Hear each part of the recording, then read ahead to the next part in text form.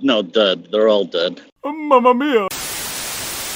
The following views and opinions expressed on this podcast are those of the producers, hosts, and or guests of the Bitter Marks podcast. We assume no responsibility for any errors or omissions in the content provided. Listener discretion is advised. Bitter Marks! Bitter Marks!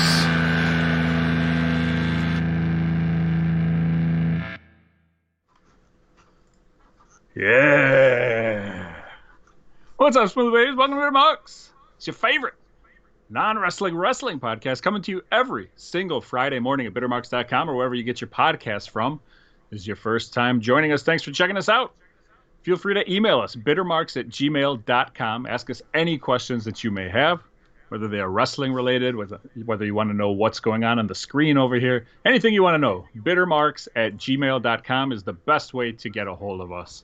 I'm your host of this show. My name is Sasha, and I'm joined by my dear friend, indie ref extraordinaire and owner of the largest yellow hat I've ever seen. It's Peewee.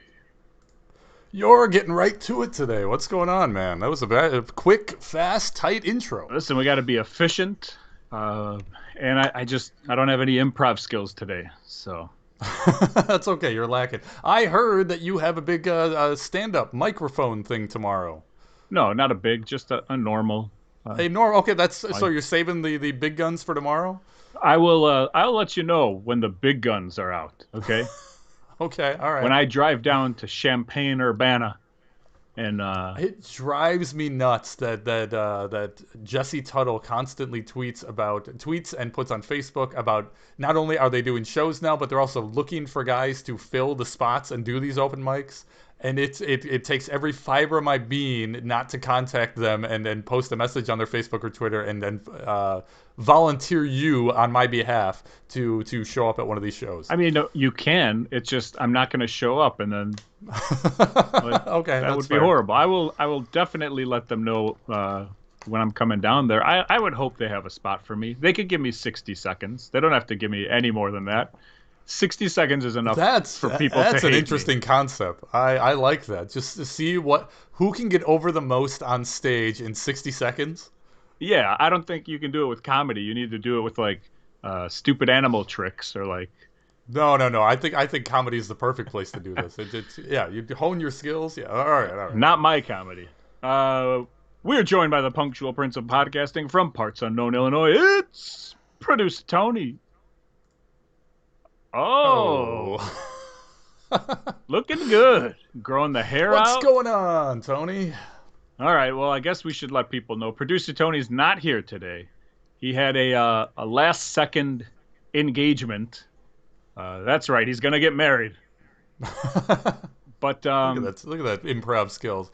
Yeah, Tony's not going to be here with us today. He had a last minute. I don't even know what the issue was. He just told us last minute that he couldn't join us. We said the show must go on, and so sadly we're going to do this without Tony. And we all know how well this goes when it's just you and I.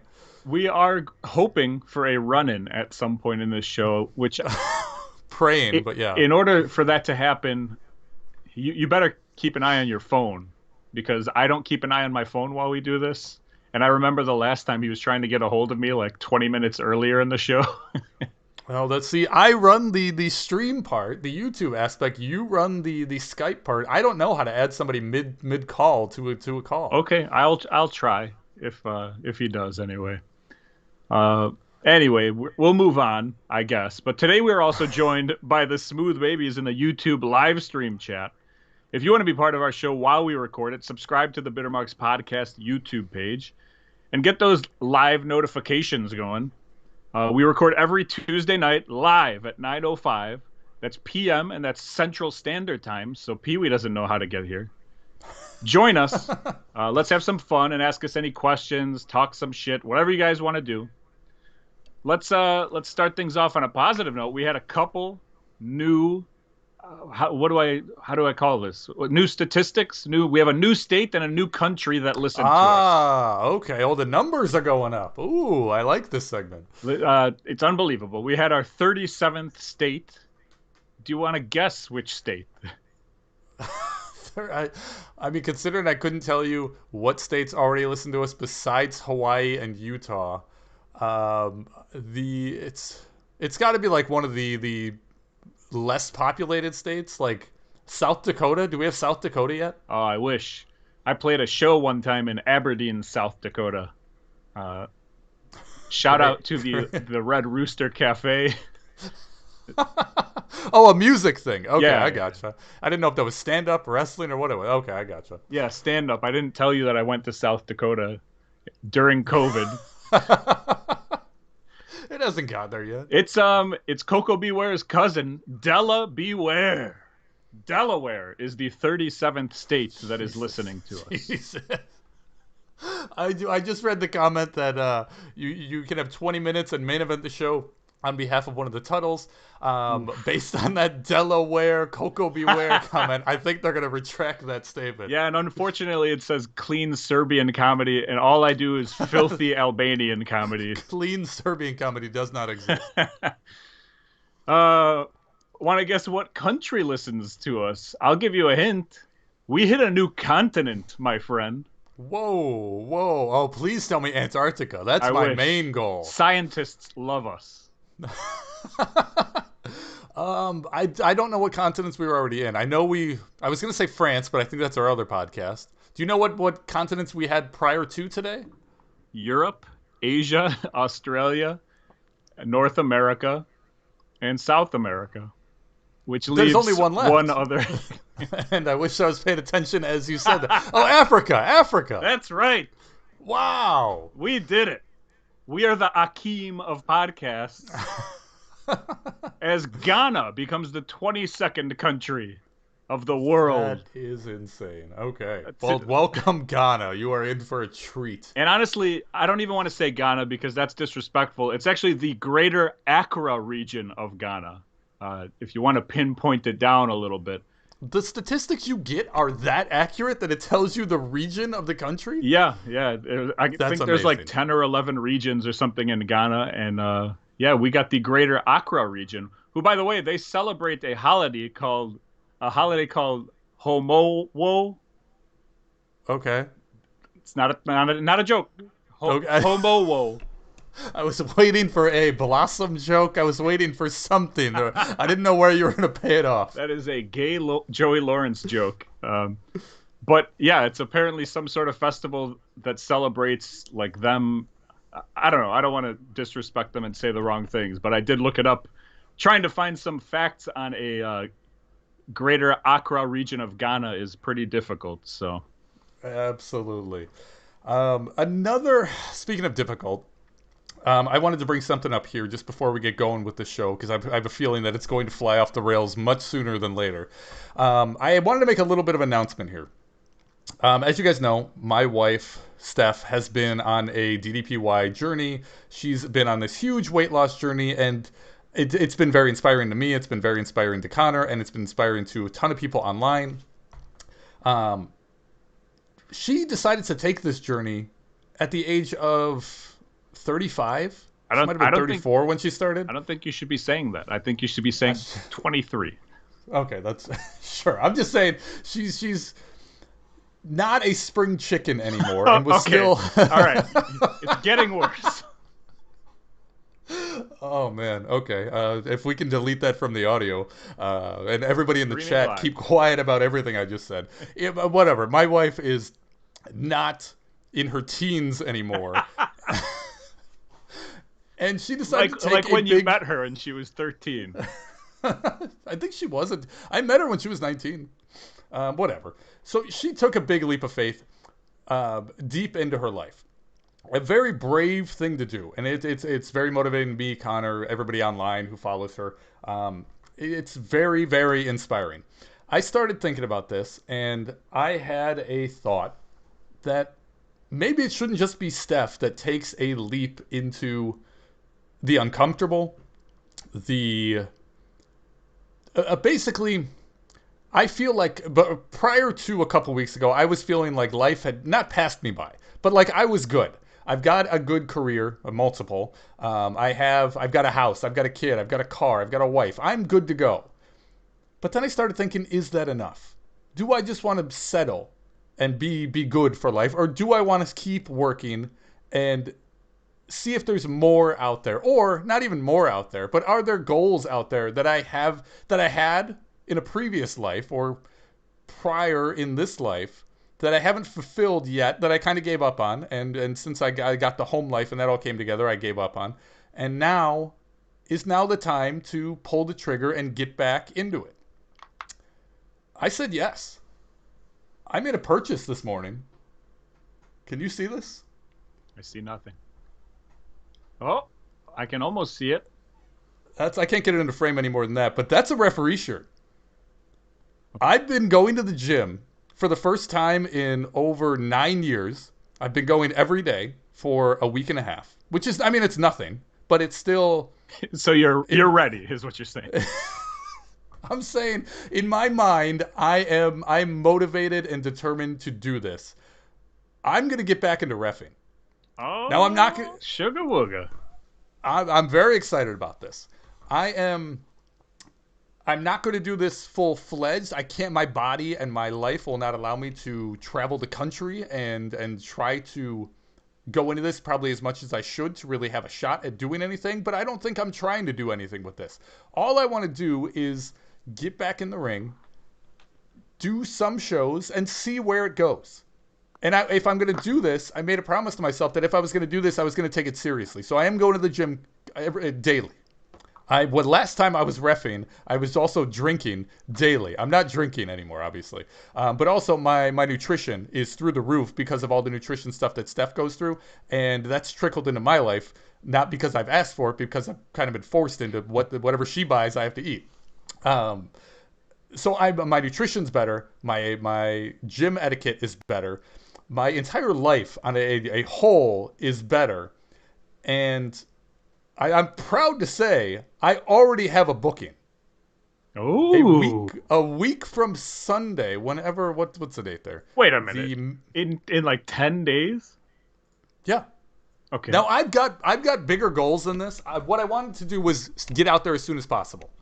I don't need to get into shape. My body can move. I'm only reffing. Like I have a bad back, but I've learned how to work around it as far as like life. And I think that I'm ready to get in a ring and protect my back as much as I need to. And it's a matter of just slowly getting down to my knees, counting, moving in the rings, pun intended, swiftly. And I do think I'm really ready for this. But like I said, I do have goals that I am going for. But some of these goals I'm fine with talking about. Some of these goals I'm going to keep close to the vest for now. My plan to accomplish a lot of these goals is, for right now, just work out, work on my nutrition, and get my feet wet in going to. I want to find a camp and start going to that. Not weekly, but maybe bi-weekly. I will not be traveling to Woodstock. And then I want to start just doing random shows. The show I got booked on was May 30th. It's actually a double shot, 2 shows in one day. It's for a guy named Dave Hero, a guy I used to work for back in 2008, like years and years ago. It's a show up in Wisconsin, and I thought it was the perfect show to start on. It's a Sunday. The first show's at 1 p.m. The second show's at 7 p.m. So it's just a day full of wrestling, and we're going to see how it goes. Where in Wisconsin?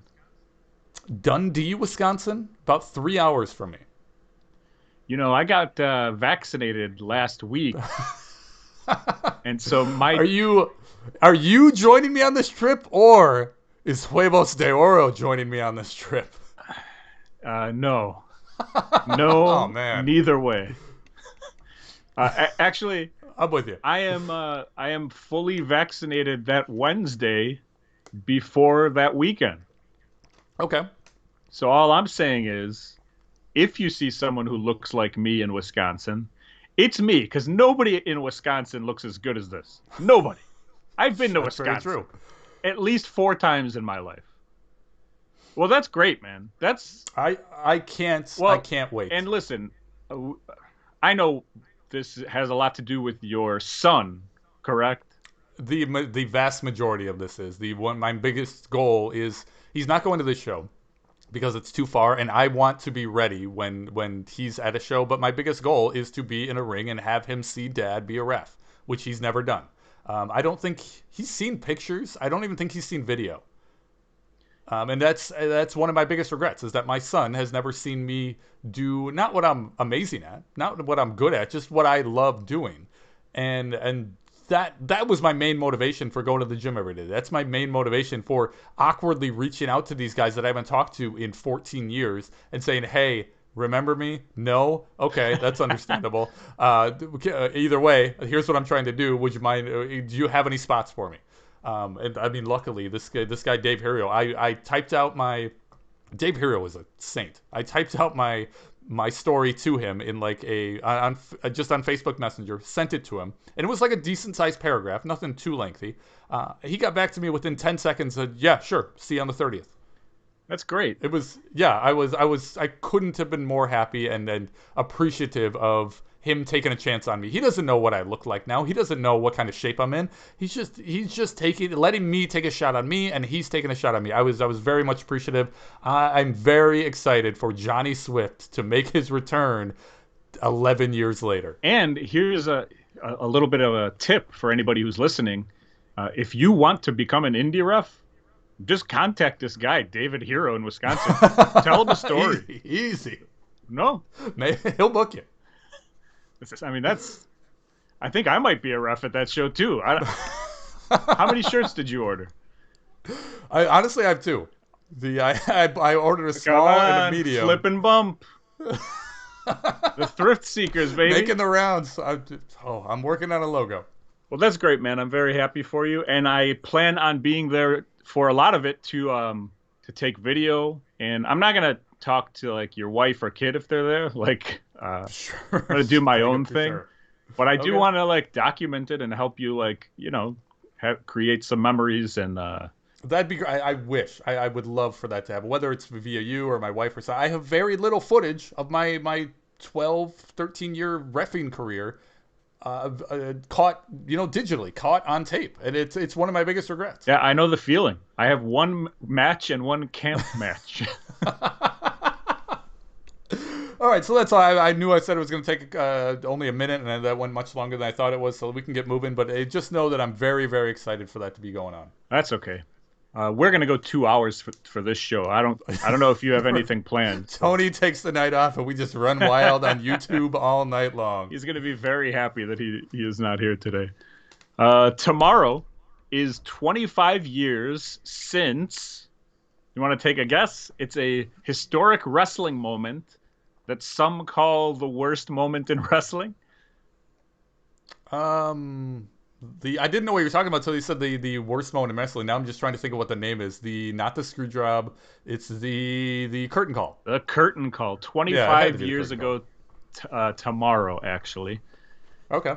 And it was interesting. I didn't realize it until I watched the HBK biography on A&E, which we'll talk about a little bit later today.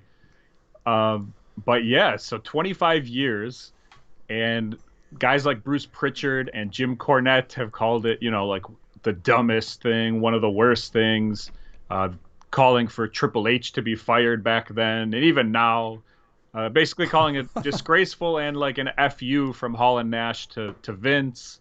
What's your thoughts on this? I don't know that we've talked about it in depth or anything like that. So, I feel like you're probably similar to me, where it's cool to see, but at the same time, you're like, yeah, this probably led to like what we don't like about wrestling today, or like part. Yeah, you're exactly right. I don't have that big of a problem with it.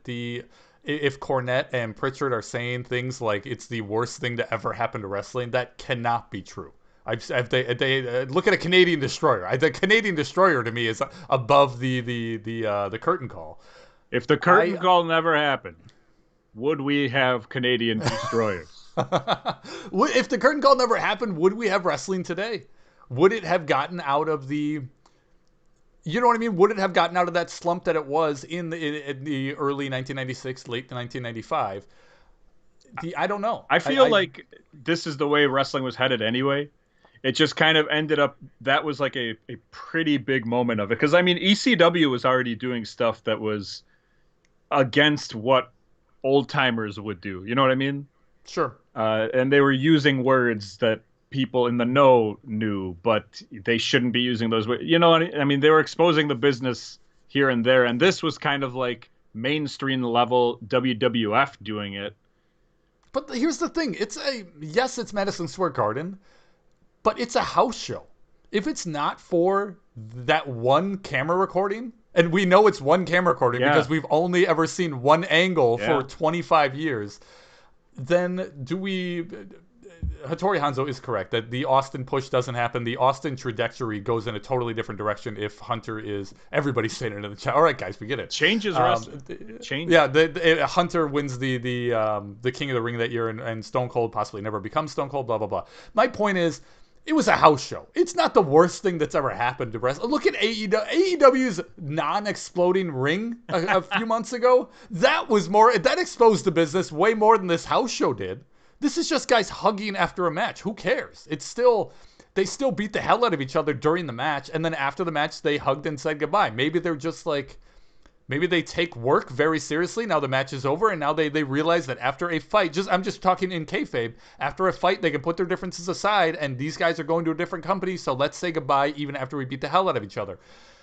Meanwhile, how do you explain a ring that doesn't explode, other than, oh, it's fake? I mean, low budget for fireworks and pyro. But that's my point, is it was an exploding ring match. It wasn't a pyro on the turnbuckle match.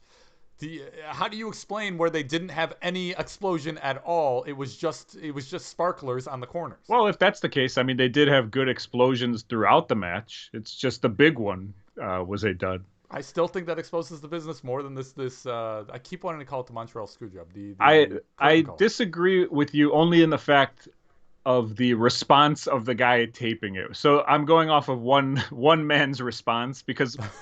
Like, when that happened, you could tell that the guy was like, oh, my God, what are we seeing here? Like, it was a bigger deal, I think, than we think. Because now we're here at the point where, like, nothing matters at all about anything. And that's why we complain about everything.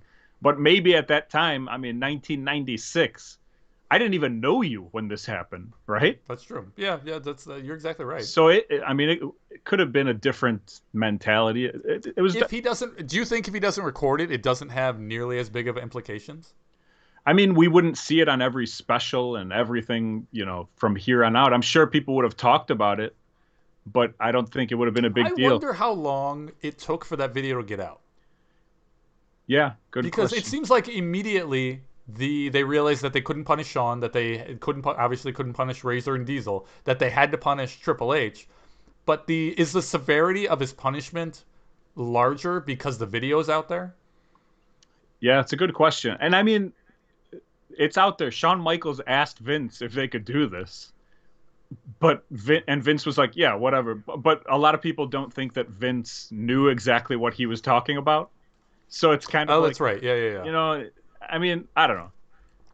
I don't think it's as bad, I guess, as I'm making it out to be, but I don't think it's as not bad as you're making it out to be. But who cares? Okay. 25 years ago tomorrow. That's insane. We are old men.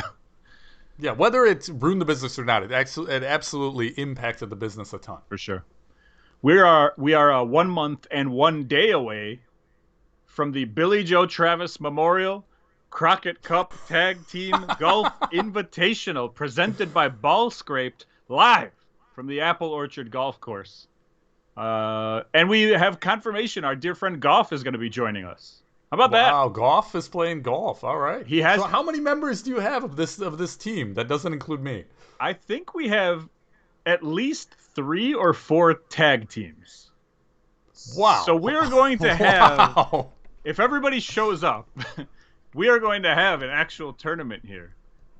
You have 6 to 8 people? Yeah. If I'm doing my tag team math correctly? And one documenter in you. You will be walking around. Absolutely. Golf does not have golf clubs, and I do want people to know, if you want to take part of this, you got to reach out to us. Just, you know how to contact me. Let me know. Or email us, bittermarks@gmail.com. But you don't need any experience in golfing, A. You don't need golf clubs, because we all have clubs. We could share the clubs. Who cares? Yeah, that's true. You do need to be located, or at least willing to travel to Illinois. Yeah, to Illinois. And the other thing is, like, it's a par 3 course, which means it's not a real golf course. It's smaller, so you don't need. I, someone who is very, very unathletic, have played at Apple Orchard many, many times and done just fine. Yeah, so it's more about the fun, and they do have a bar. Yeah. That's probably. I guess I should have let off with that. That's burying the lead right there. There you go. That's the ticket seller, right? Have I contacted the golf course? No. Will I? I don't know. Are we sure they're open? No. COVID is running rampant. But whatever. We're going to give it the old college try, and I think we're going to have fun. And obviously, if we have enough to do a tag team tournament, which I'm thinking we at least need 4 people. It could be a head-to-head tag team tournament. Sure. But the winning tag team is going to get something that I haven't decided yet because I need to find it in this room, whatever it will be. Was that the item that you teased last week on YouTube? No. That's for Dead or Alive. Oh, okay, gotcha. But okay. We'll have something to crown tag team champs. Then whoever has the best individual score will get the Billy Joe Travis trophy. Oh my. And the worst score will get the Big Dumb Idiot certificate of failure. I like that. Which will be framed. So. Oh, wow. Got a lot. All expenses are being paid. All right. Well, I have some more expenses because if you're on the fence about going to this, now I'm not going to make a promise here, but I've looked into custom-made. Oh, no. I don't care what the next word is. Only get them if you're at this event. Bittermark's Billy Joe Travis Memorial T-shirts. What do you think about? I thought you were going to say stickers. You're saying T-shirts. I'm going T-shirts. Wow. And it depends on how many people we get. But the King of Art, Justin Tuttle, who's in here talking about how The Undertaker has murdered 3 people on live television. I'm going to have to keep in contact with you, Mr. Justin Tuttle, because we're going to need to do some artwork here. I'm picturing Billy Joe Travis golfing. And that's going to take some time. So, but yeah. I like that a lot. I'm terrified for your wallet. But what about the cost of the actual golf tournament? Is that on the Bittermarks credit card, or is everybody paying their own way? If anybody can pay their own way, I'd appreciate it. I think it's less than $20. It's going to be $15 to $20. And honestly, if you don't want to pay, but you do want to come, just let me know and I'll pay for you.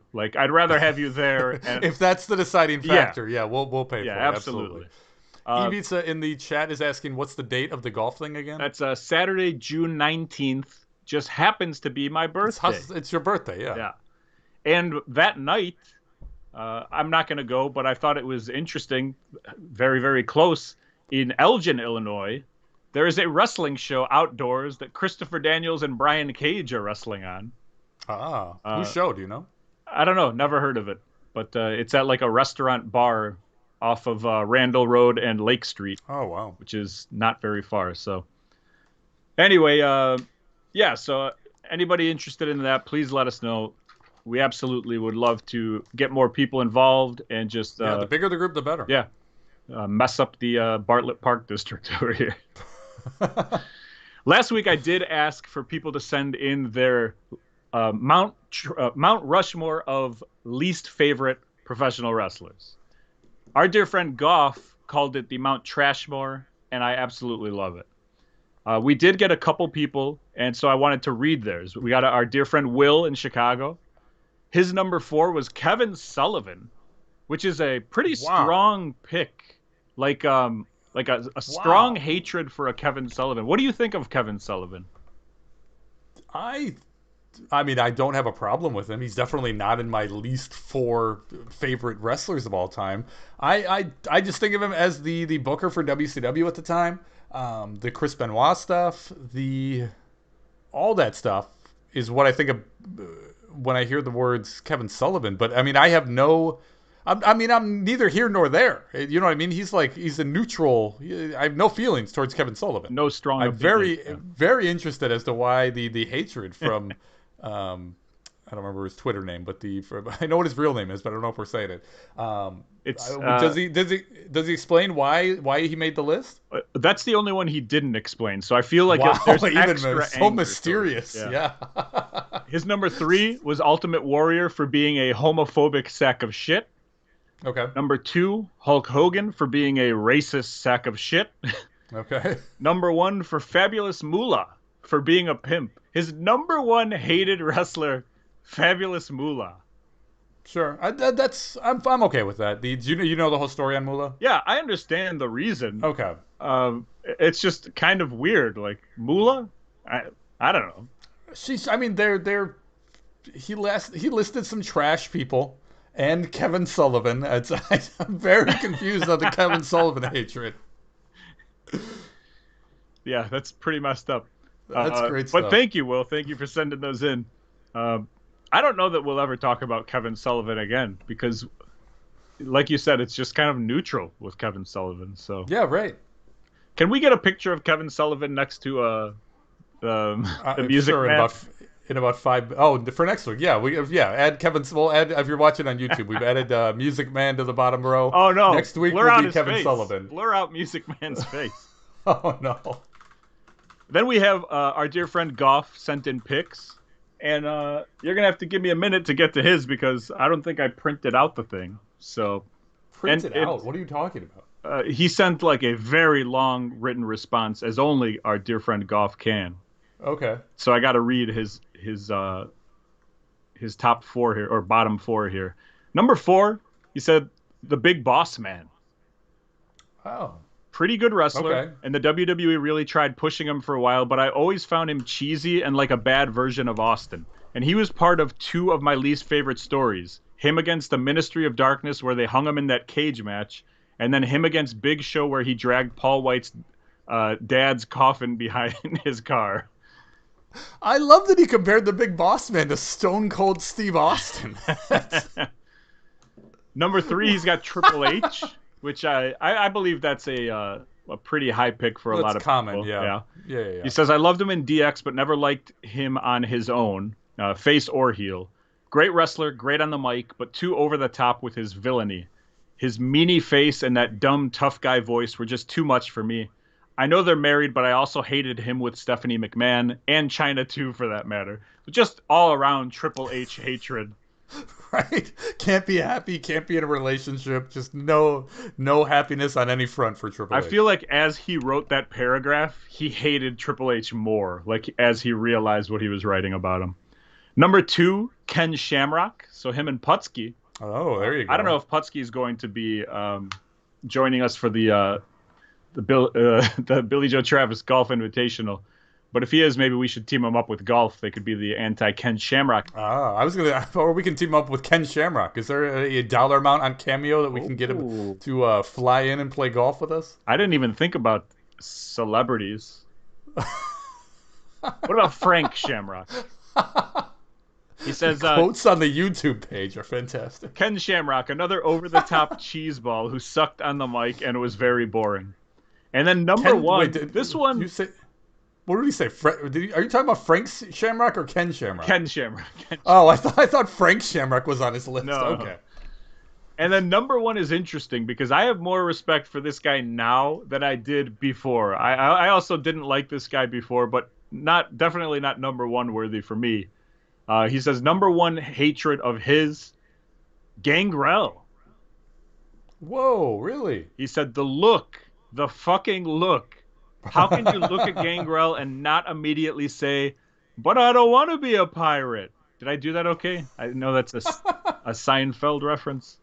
Oh, is that what? Okay, I don't even know what that was. Okay. He also had a terrible Jerry curl, which is also a Seinfeld reference if you think about it.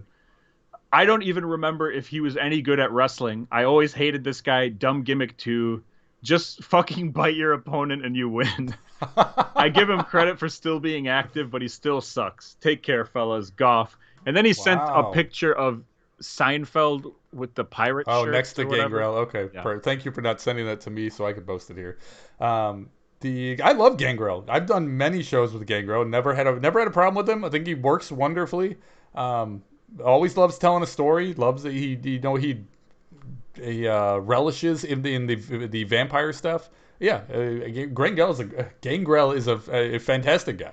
Yeah, I'm with you. I'm shocked that he's number 1. I I didn't like him when I was younger, but just seeing him, especially when we saw him at that GCW show a couple years ago, I was like impressed, and I was like, man, this guy can still go. And he fought Orange Cassidy. And he was into it, and Yeah, you know what I mean? Like he not that he was into it, but he like did his let job. Orange Cassidy. Yeah, he went along with the Orange Cassidy stick.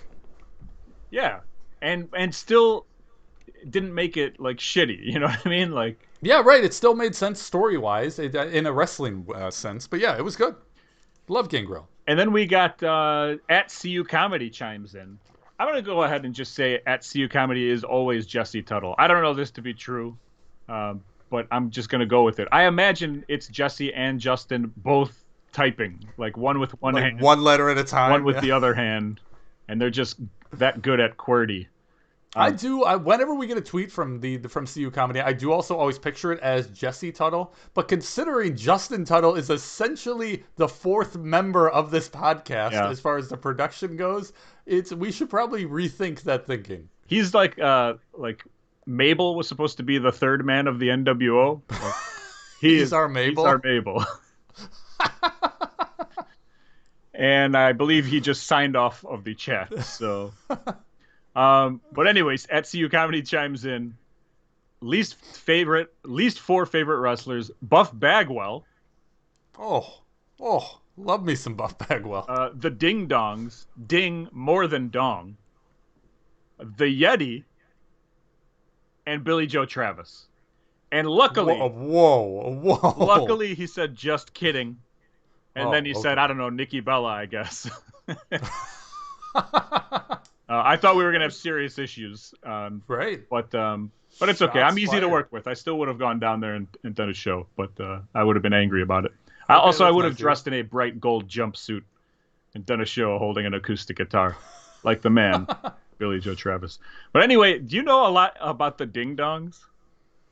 I mean, I'd heard of them before you mentioned their name. I remember hearing the name, could not put a face to the picture, whatever. There they are, the Ding Dongs.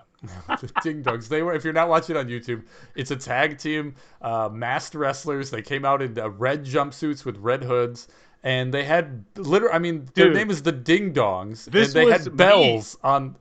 I was gonna say this is Huevos de Oro tagging with Kim Chi. I don't know how you can openly hate this tag team just by looking at them. They had bells. They would come out and wave to the audience. And they come out with bells. Their gear has like a bell symbol on the chest and down the arms. That was about it. They were like a goofy, just like comedy act. I don't love the Ding Dongs, but they didn't do comedy as well as they could have, but they still tried, and like they still were doing comedy on TV. It's me again. Unbelievable. No, they're good stuff. Right. I do have a large printout of their Wikipedia page, which I was going to read on this. But I'm not going to now because it's pretty long, and obviously we're already running a little bit late. But I do want to read the legacy part of it. It says, although their prime run in WCW was short-lived, they were only there in 1989. The Rock and Roll Rebels, which is who this tag team was before the Ding Dongs. Before they got the brilliant idea of the Ding Dongs? They achieved lasting fame as participating in one of the worst gimmicks in wrestling history. In 1989, the Pro Wrestling Observer awarded them the title of Worst Gimmick. The Ding Dongs are now consistently ranked among the most worst gimmicks of all time. Bill Apter's OneWrestling.com has defended the Ding Dongs, pointing out the team's appeal to younger wrestling fans. Yeah, there you go. I like that. In 2011, the Bleacher Report ranked the Ding Dongs as the most horrible gimmick of all time. A year later, the Bleacher Report again listed the Ding Dongs number 1. This time, relentless. This time with the stupidest name in wrestling history. And in 2016, the Sportster rated them the second worst tag team of all time. Wow. That poor Ding Dongs. Are they dead or alive? Do we know if they're still with us? I looked to see if I could bring them on for Dead or Alive for next week, but bring them on, as in be a guest? Well, I mean, if they're alive. But they don't even have. You can't even click on their name. Like I tried a deep search here, and wow. Yeah, so I don't know if we'll get to the bottom of the Ding Dongs, but fantastic. But I guess we'll move on. CU Comedy also says Dan, were you ever reffing a match where someone was seriously hurt? Also, what is the most difficult type of match for a referee? A gimmick match, multi-person match, etc. Okay, those are good questions. The injury thing, I think I've talked about both instances where I really the only two times that I was in the ring, not even in the ring for one of them, but just present. The Mickey Doyle story in Iron Mountain, Michigan, where he had the heart attack. I wasn't in the ring for that one, thank God. But I just remembered another one that I've also talked about. There was the Mickey Doyle one. The other injury, does getting knocked unconscious in the mountains of Montana count? You? No, not me. This was, I don't know if we're going back and saying names. No, 0-1, I believe. Yes, it was 0-1, got knocked out by a Matt Longtime. I don't think he was wearing a hood. Oh, no, by the Patriot. The Patriot knocked out 0-1. That's who it was. So there was that one. And then the TNA. It's the only match that I ref for TNA, where that girl... I didn't know it at the time. I didn't learn it until many years later when she was on The Biggest Loser, and she talked about that one match that I reffed, and that was also the one match that she wrestled the dark match for and broke her back in. I didn't know mid-match that she broke her back, didn't hear anything in the back that she had injured her back, and only learned about it like 6 years later. I've been lucky. I've never been in an instant, for the most part, where someone got injured mid-match. And the other question, what was the other question? What is the most difficult type of match for a referee? Oh, gimmick style. Okay. For me personally, it's just any of the deathmatch stuff. I didn't do any of it once I started doing it professionally on the independents, but in the backyard, I'd hate going to BCW and being the referee for one of their Barracuda barbed wire matches, just because as the referee. Yes, it's a play, and yes, I'm just playing the part of a referee, but still, from the audience's perspective, I'm the guy who has control, and therefore I'm the guy who's, at the end of the day, responsible for the safety of both guys in the ring, so I would feel very anxious anytime that they were doing anything with fire, or man-eating fish, or jumping off a roof, or anything. I would feel terrified for it, because I felt half responsible. Were you the referee in the BCW fire match? Yeah. Okay. Yeah, because I was the guy who was like, okay, I need a bucket of water. Give me a bucket of water. Yeah. And then I threw the bucket, not the water, at her. Yeah, that was me. No, top 5 wrestling moment, my favorite of all time. Absolute. I'm very happy for you. Yeah. We got some prediction updates. Because apparently WrestleMania Backlash was this weekend. And I got 4 out of 6. Okay. You got 3 out of 6. Oh, okay. Producer Tony, how many do you think you got? Does this count as 0? Because he's not here, do we just give him a 0? He got 3, so you guys tied. Man, gaining no ground. I don't know. I didn't watch this at all. I had no interest in watching. I just don't care anymore. And so I heard something with a zombie, and as I was reading the results so that I can update these predictions, this is what I read from CBSSports.com. Miz was then eaten by zombies as Priest posed, and an Army of the Dead graphic appeared in one of WWE's lowest moments in the past decade, if not longer. Damian Priest defeats The Miz via pinfall, grade F-. That's lowest moment in the last 10 years? Is that what they said? Yeah, and interesting because it's CBS Sports. It's not like, huevosnews.gov or whatever. I mean, God, that's worse than I thought. It's not good. It's definitely bad, but I don't know that it's worst moment of the last 10, 15 years. The internet, I didn't watch this match either. I think I watched only the main, Roman versus Cesaro, just because I was semi-interested. But as soon as this happened on the pay-per-view, the internet was going wild with zombie talk, and this is the worst thing to happen to wrestling. And it was this entire thing was done, I believe. Now, chat, you can correct me if I'm wrong, but this was done as a promotion for Batista's upcoming movie. Wow. I didn't know if you knew that or not. No, Okay, so I believe that might be incorrect. I believe that's true. He's in some sort of zombie movie, so they incorporated the zombies into the match. They were the lumberjacks. I don't know, man. It's WWE. They're doing different stuff now. They're doing cinematic matches. They're doing from years ago when they did Bray versus Randy Orton in that WrestleMania match where they broadcast the bugs in the ring, and they're just trying different stuff. This is different. Now, do I agree with the Elvis impersonator one? Like, when you're coming up with zombies, I don't think you always need an Elvis zombie. But this is by far this is far from the worst thing to happen in wrestling in the last 10 years. How can the AEW fans, this is what I heard all weekend, and I agree with this. How can the AEW fans complain about WWE when AEW, as their fan favorite guys, are a dinosaur and an alien? You shouldn't call Jericho a dinosaur, man. That's good stuff. He's the Demosaur, bro. I heard that's the... You were on fire now. Lighten up.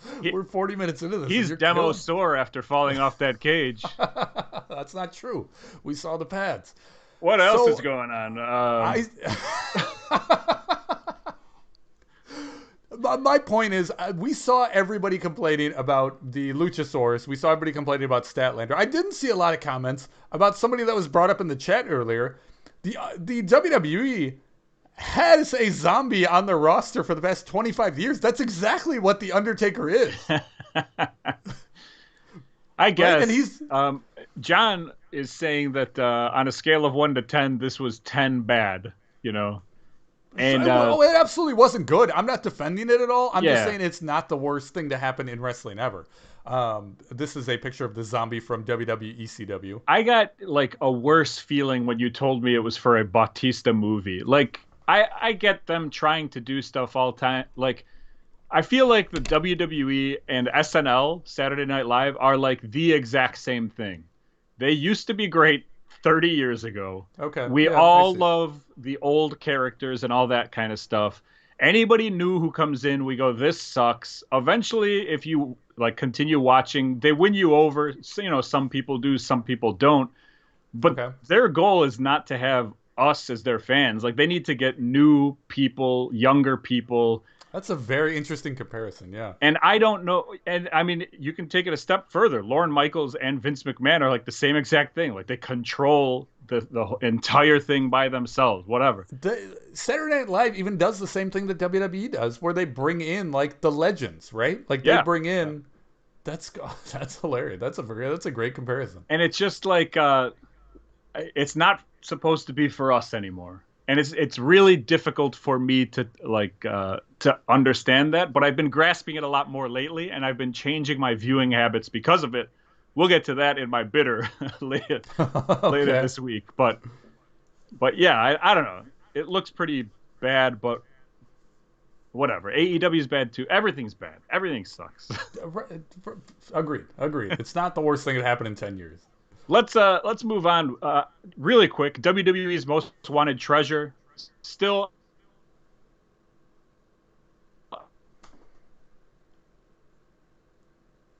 Oh, this is the first. Sasha's audio is messing up, and I can't hear anything he's saying. Chat, let me know if you can hear Sasha right now. If you can't, I'm guessing he's talking about the most. He's still going. I'm guessing he's talking about the most recent episode of that WWE's Most Wanted Treasures show that airs after their biography show on A&E. I didn't watch this. I've only watched the one episode with Lawler. I haven't watched any of the other episodes. So we'll see what Sasha wants to bring up here. I have nothing to add. You there? I'm kind of back. Okay. Am I here? Can you hear me? We can hear you now. I don't have confirmation whether the chat could hear you or not, but I was taking a guess as to what you were talking about.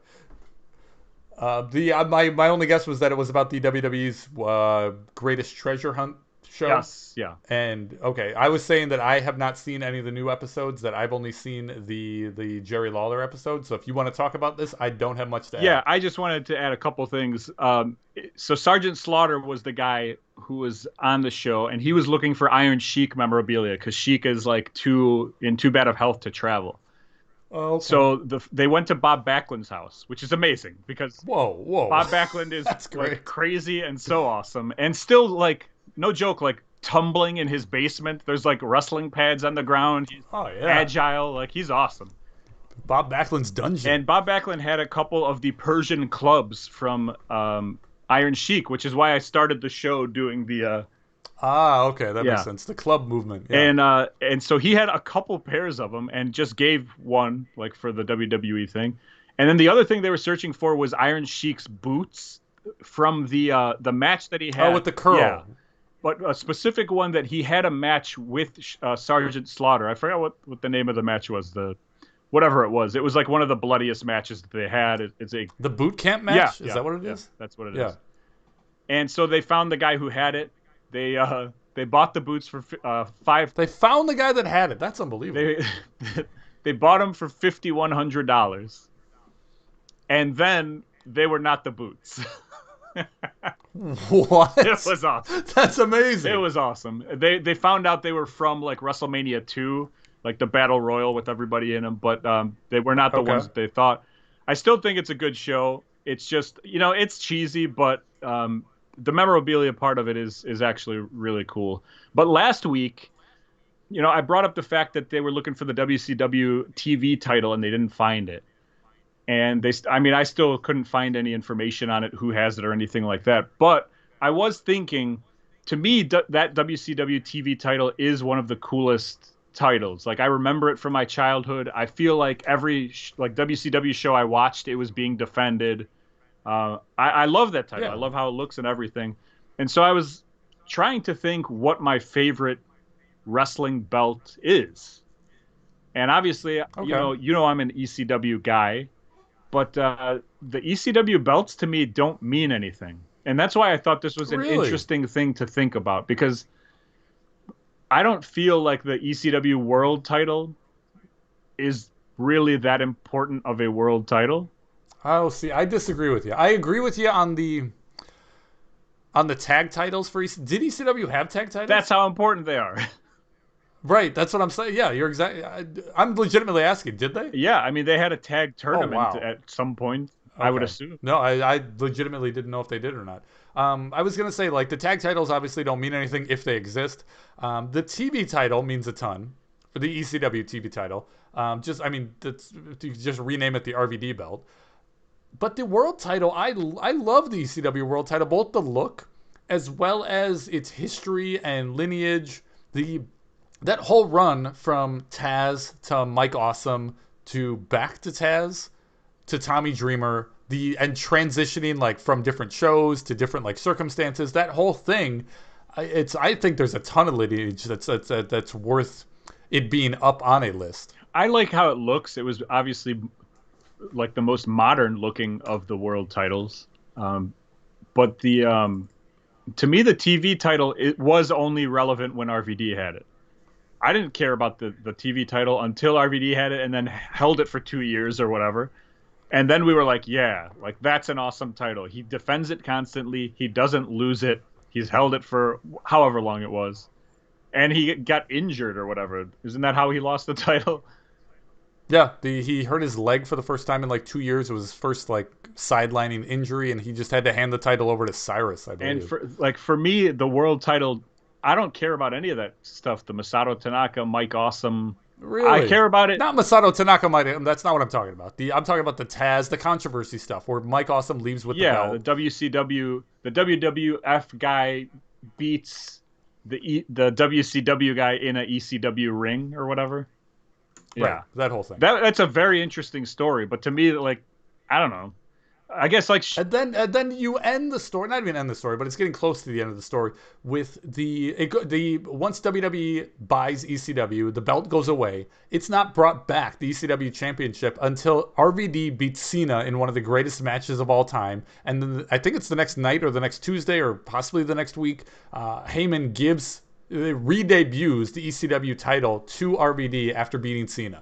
Yeah, and then they fight, and then they take him away because he got caught with. Let's not talk about the rest of it, but yeah, Well, so for me, the ECW titles don't do anything. I always think, I mean, big gold belt, just because that looks like the world championship to me out of everything. Agreed. Like, if you're the world champion, I picture you with that belt. But that's not the belt I liked when I was a kid. That's like the belt that I say now is like my favorite. But when I was a kid, I mean, I got into wrestling. I wanted to be a wrestler. I wanted to win the WWF Eagle Championship. You know what I mean? There you go. Okay. Yeah, absolutely. And so it's like an interesting question because there's like different levels to it or whatever. So I think I would have to say that the Eagle Championship, even though it's like a generic answer or whatever. I mean, it looks amazing. It's got a ton of lineage. Yeah. It is our childhood. I don't play. I just think the more surprising thing was when I thought of it, that none of the ECW stuff to me stuck out at all. What about you? Yeah, your favorite? The ECW stuff stuck out to me. It wasn't my favorite, but I almost picked the ECW title for the reasons that I already listed. The one that I did pick, the one that I went with, was the IC title, the original, not the original, but the mid '90s IC title. And John in the chat is complaining that we're not bringing up the NWA belt, which I do love the look of it. It is. I've got a Flair figure that I'm going to be displaying with a custom NWA belt. Yeah. But the IC title, not for the look, but more for that one specifically for the lineage. The world title for WWE was always the money guy, the guy who you're going to put on Leno, the guy who's getting in front of the camera, the main guy of the company. Versus the IC title, everybody knows this. The IC title was the wrestling title. If you were a good wrestler, that's the title that you went for.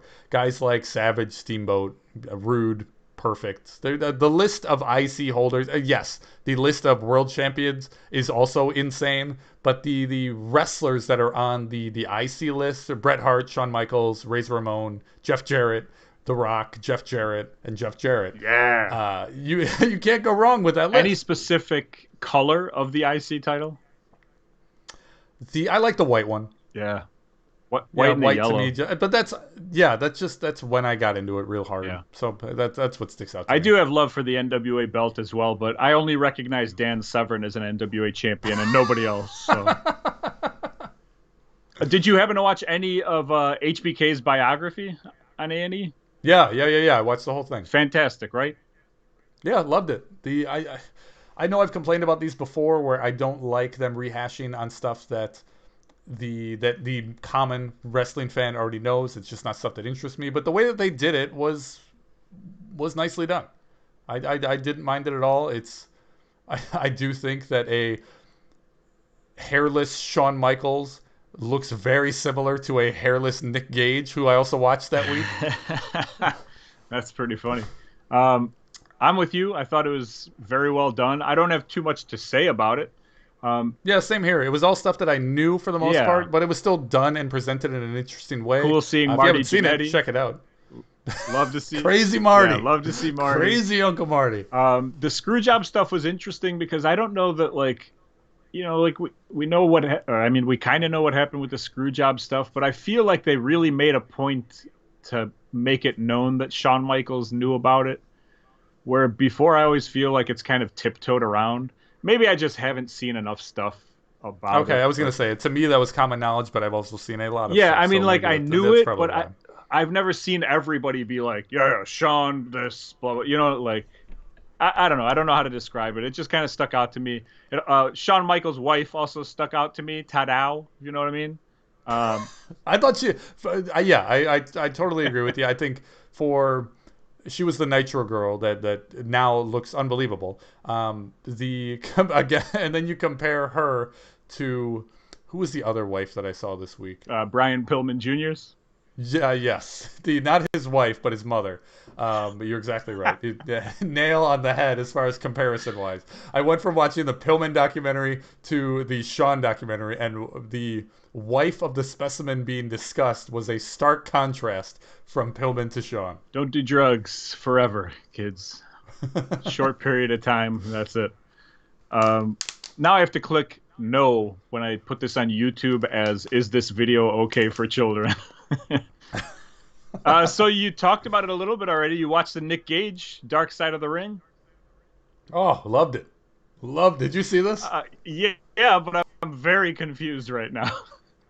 I only loved it because it proved me right in thinking and saying that kind of stuff gets you nowhere in life. That if that's the route you want to take, if you want to be a hardcore wrestler, if you want to work for CZW and nobody else, and that's going to be your claim to fame, it's going to do nothing for your career other than you end up essentially toothless and homeless. He will end up a legend, though. That's insane to me. But it's true. What are you basing that on? Dude, Nick Gage fans are... That doesn't... I don't agree with that. That's like saying... I was going to compare it to ICP, but I even think ICP is higher on a talent level than Nick Gage. Just because somebody got over doing something stupid doesn't mean that they're a legend. No, but in hardcore wrestling, it's like a select few of people who ever do it for as long as he's done it, had the success that he's had. Success is this, like whatever you want to call that success.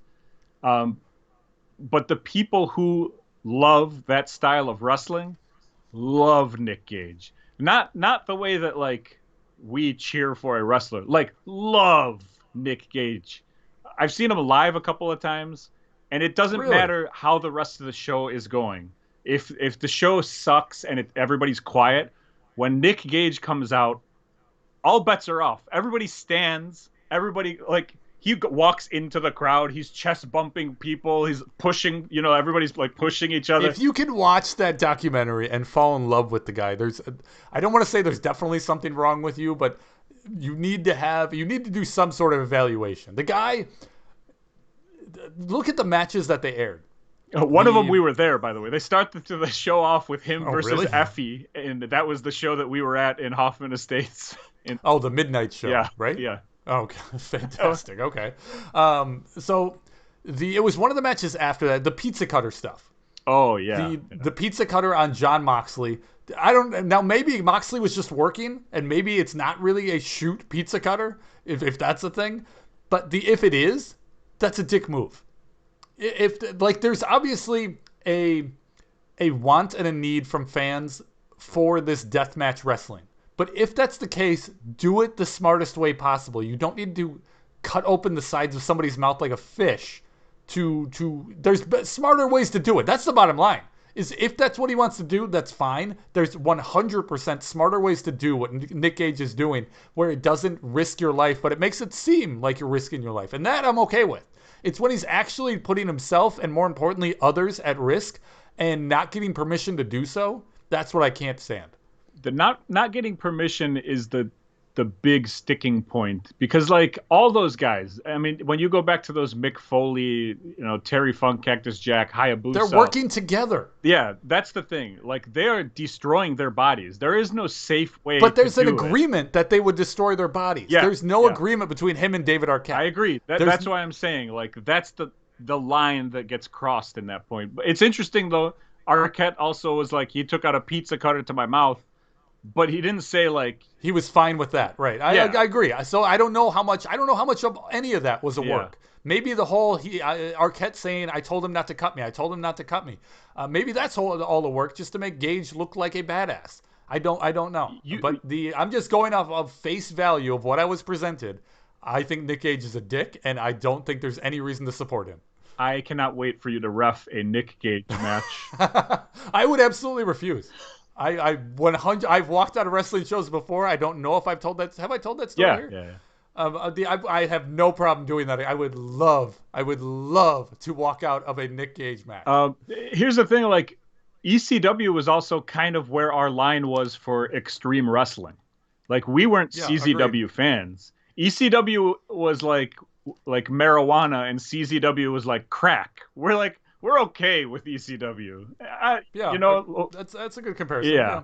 CZW to me was just like, okay, these guys are just hurting each other and they have a high pain tolerance. Kudos to them. That's not what I got into this for. That's not something that I would have wanted to do. But yeah, I agree. But there is that it's group just of pointless people. and dangerous. I was gonna say that's fine, but it's not fine. It's if you're the type of person that likes that kind of wrestling where people are putting other people at risk. It's not even wrestling. I don't even want to call that stuff wrestling. You're just putting other people at risk and having a cutting fight. That doesn't sound like fun to me. Yeah. If that sounds like fun to you, that's fine. You're not a wrestling fan. And that injury that he took under the arm was disgusting, and that's something that we saw at the Hoffman Estates place. It's like we're just waiting for somebody to die from this. Like, you know what I mean? Like, it's going to happen eventually. They keep doing these things. I don't know. Yeah, John in the chat is on our side. He's saying that some people on Facebook were defending Nick Gage and the documentary and the persona that he was presented to the camera for that show, and it was disturbing. It was. I'm glad that you're not a deathmatch guy. Like the people who are. Like, we have all watched deathmatch stuff. I went to a deathmatch show. I mean, the show that we went to was not a deathmatch show. That was like no. That's what I'm saying. I would not go to a deathmatch show. I would go to a exploding ring barbed wire show. I'd go to that. That's a wrestling show. I would not go to a every match is barbed wire and glass and light tubes. Yeah, I would not go to one of those. To me, that's not wrestling. I've got no reason to pay to go see that stuff. Yeah, I went to that to see because I had never been to it before and because it was like within minutes of my home. And I was like, yeah, I'm going to go. And honestly, I'm glad somebody gave me goggles because... Yeah, you've told that story on this podcast, right? It was a disaster. And it's not, that's not wrestling to me. But it's not... But it has an audience. It's something. I'm not arguing that it doesn't have an audience. I guess what my argument is that it's careless and it's not wrestling. The interesting thing is GCW to me is bigger than CZW was. GCW is a pretty big promotion. That guy Brett Lauderdale who was in the thing, that's the guy who runs it. I mean, all these guys look like they have drug issues. You know what I mean? Like, sure, it's a bold statement, but I understand what you're trying to say. I'm not saying all these guys are druggies. I'm saying, like, life looks like it's been tough for all of these people. But Brett Lauderdale is someone I have a lot of respect for the way that he runs GCW because he's brought people from Japan over here that we never thought we'd ever see again. He doesn't only do deathmatch shows. He does a lot of Who did he bring over? Give me one name. Jinsei Shinzaki. Okay. I was going to guarantee you were going to say, has he brought over Onita? I think so. I think he was the guy who brought him that's the name I thought you were going to say. See, to me, he's just trying to get the guy, like he would bring it. He's the type of guy that would bring in Terry Funk, a hardcore legend, but who does it a totally different way than what GCW and CZW do. But because they're grouped into that same category, sadly, Terry Funk is grouped into the same category. I think that's just him trying to capitalize on his audience, knowing what he's smart. Brett is a smart guy. Yeah, and he's just trying to capitalize on what he knows his audience is into. And his audience is into not just the hardcore stuff, though, but just like Japanese in general. Like, he brought Sasuke over to wrestle Joey Janela. He's brought all these guys over to have these cool matches with Joey Janela. Whatever you think about Joey Janela, he draws. You know what I mean? I'm with him. People want to go see Joey Janela. And so GCW has created this cool little thing. Like when I went to that deathmatch thing, it was Joey Janela versus I'm gonna forget his name. He was Luchador. He was in WCW. Oh, I gotcha. Super Color. Super Color. Okay. And so he brought that guy in. Like, you don't expect that or whatever, but it was just cool to see. Random stuff. And they don't just like run in a backyard in Indiana like they were in Vegas the other night. Moxley actually came out to confront Nick Gage. That's the biggest problem with it, is that Moxley, who's on the top of the wrestling business right now, is out there condoning all of this stuff. Yeah. I mean, what do you think is gonna what's that gonna lead to? It's good for the deathmatch community. It's not absolutely, good for the rest which is bad for society. Yeah, right. Yeah. But a very interesting topic to go from Nick Gage, someone who, however you want to say it, we're kind of like, to the next guy we're going to talk about, who was the Nick Gage of ECW. Rest in peace, New Jack. We lost New Jack this week. This was shocking. I hated it. Shocking, sad. And here's the thing. New Jack is the guy, like we've talked about, who, like, if you go see New Jack, you're kind of afraid to meet New Jack. You're kind of afraid to stand in line next to New Jack. You're kind of afraid as afraid as he was to receive cupcakes from Putski's wife, Colleen. Because agreed. But at the same time, I mean, we were a lot more innocent then, and we didn't know as much as we know now. New Jack, as far as I'm concerned, in my knowledge of the way that he would work, he's much more of a Terry Funk kind of wrestler in contrast to a Nick Gage type of wrestler, in quotation marks. The New Jack, if you want to put it this way, was safe. New Jack knew what he was doing, and other than the random instances where he was legitimately trying to murder people in the ring. Yeah, I was going to say, except when Vic Grimes is involved. I mean, the list is longer than one person. I know, but it was multiple Vic Grimes times. Right. And I'm not saying he was professional. I'm not saying, but if you're just working a regular indie match with New Jack, it's going to be safe. I don't want to say he's going to take care of you, but to my understanding with it, I believe I did at least one show with New Jack.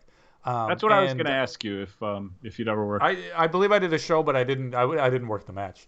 I would have been terrified to work the match just because I didn't know what I was getting into. I didn't know what kind of style he was working, whether it was Nick Gage or Terry Funk's. And I would have been scared responsibility-wise, how far is this going to go? After seeing it, it was fine. It was New Jack letting the guy do all of the quote-unquote work, and they were working together to put on a good show. New Jack had a great way of making chaos making a show look like chaos. But it was 100% of the time, other than when he was trying to murder people, a show. He always had the show in mind first. He was a great, fantastic character. Nick Gage is not a character. Nick Gage is just Nick Gage trying to cut people and gets off on cutting people. I agree with that. New Jack was, I don't know, and I don't know. New Jack works Smoky Mountain.